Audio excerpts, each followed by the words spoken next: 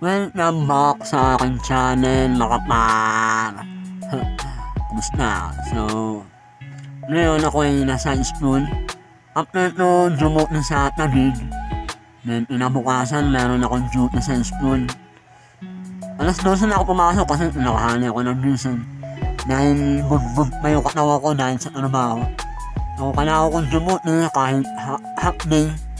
Dahil kailangan to dahil ako yung isa scholar, no? Sa scholar, ako ay HK scholar o kung tawagin, 50% discount. So, sa kabuuan ng tuition fee mo, kalahati doon is bawas. Siyempre, ang kapalit doon is kailangan kong demote in 180 hours. No? Ganun. Pero, hindi naman trabaho ang gagawin mo sa school. So, ang gagawin lang doon sa mag-assist. Then, kung may papatulong sa'yo, yun, ganun lang. So, yung una, marami kami dito sa IT. Kasi nailagay ako sa IT, no? Marami kami dito. So, yung iba natapos na yung duty. So, ilan na kami na dalawa. So, may isang pumalit or bago. Ganyan. Ang trabaho ko doon ay nagagawa ng ID and Gmail ng mga estudyante. Ganun na yung trabaho ko, basic na kung di naman ako maguran. Pabili ko niya. So, sa trabaho ko naman, minsan nagagawa ko ng ID, minsan tinutulungan ko sa ayos or mag-install ng laptop. Mga ganun. Siyempre, hindi naman pwede ako yung gagawa dahil wala naman ako alam doon. At pag sinabi ni sir na natulungan mo ko, yan. Tutulong ako siyempre. Pero pag wala akong ginagawa, minsan ako na mismo mag-ano, sir, may gagawin ba? Ganun lang. Ayan o, tatlaw ID. Pero yung unang-una, pasukan talaga enrollment. Nagawa na kami paglagyan ng ID dahil ang dami ng paggawa ng ID, more than 3,000 plus, may git. Dami nun.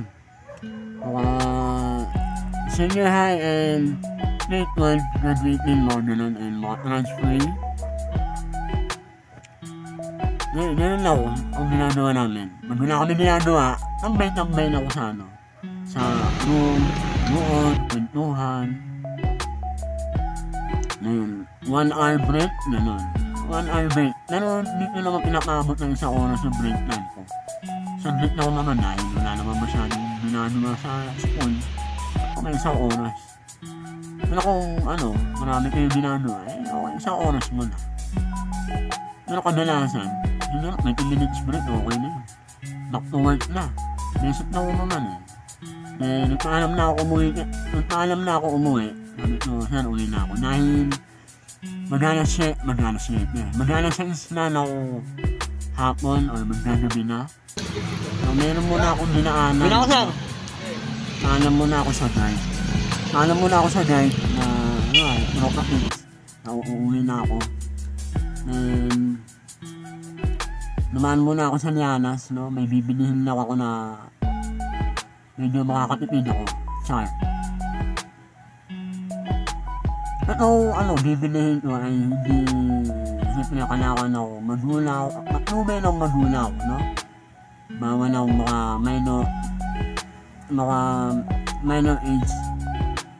So, bumili ako ng ganito dahil gusto ko makatipid or wala, gusto ko lang din ibang nasa gano'n. Bumili na ako nito dati, babe. Pero hindi ko nagustuhan dahil mas hinahanap ko pa rin yung patap na kong usok. Nag-decide pa rin ako na subukan ko ulit. So, may budget 50 isa. 10,000 pops. No? Maalala na ulit ha, dito na-comment din sa mga bata na nanonood. Select ko muna, check sa akin ni ate ko okay ba. Sabi ko okay naman. Sabi ko sa kanila ako bibili, no. Kung gusto nyo bumili sa Liana, sa first floor. Saan ako nanoon ng plaba. No? Yan. So, umuwi na ako dahil medyo traffic na baka nalo akong gabihin sa kalsada. Ang problema lang, medyo traffic sa kalsada. May kita, no? Traffic. So, dumaan na ako sa overpass dahil bawal mag-over, ano tawag doon? No jaywalking, no? So, papunta sa kabila is medyo traffic. Pero dito sa kabila, no, maanuan naman na, no? Pauwi na, medyo maanuan na. So, nagtrabaho ako ng jeep pauwi. Medyo nakadalan ako, no? Kasi, naging punuan, eh. So, agabiin lang muna akong video. Maraming salamat sa inyo panonood. Thank you sa muli ulit, no? Ingat po kayo.